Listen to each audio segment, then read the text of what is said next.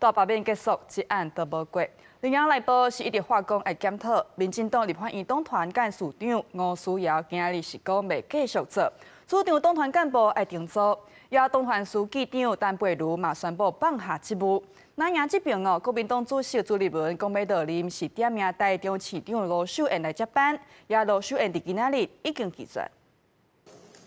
人民的声心，身为总统，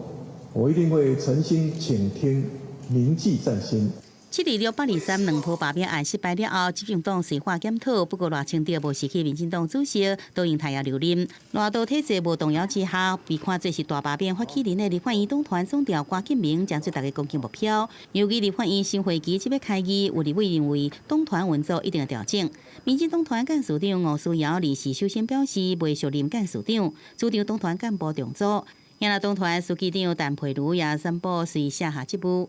对于整个罢免的工作，或者是整个党团工作的进行，我们都认为，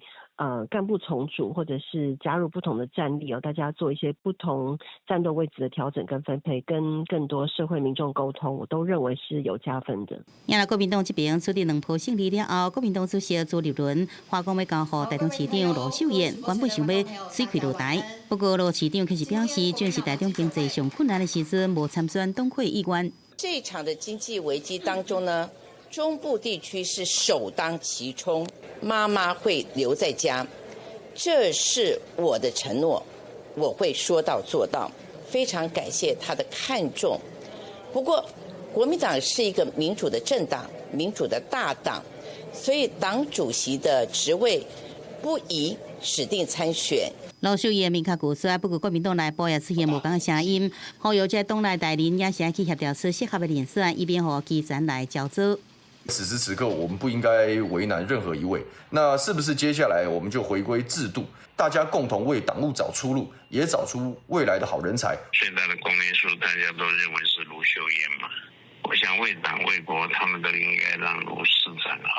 挑起这个重担嘛。虽然肯定朱主席的辛劳，不过李乾隆认为，为着国民党伫2026胜选，并且伫2028中会执政，支持罗秀燕的无放弃，可劝国民党这阵上强党领导的人选。记者综合报道。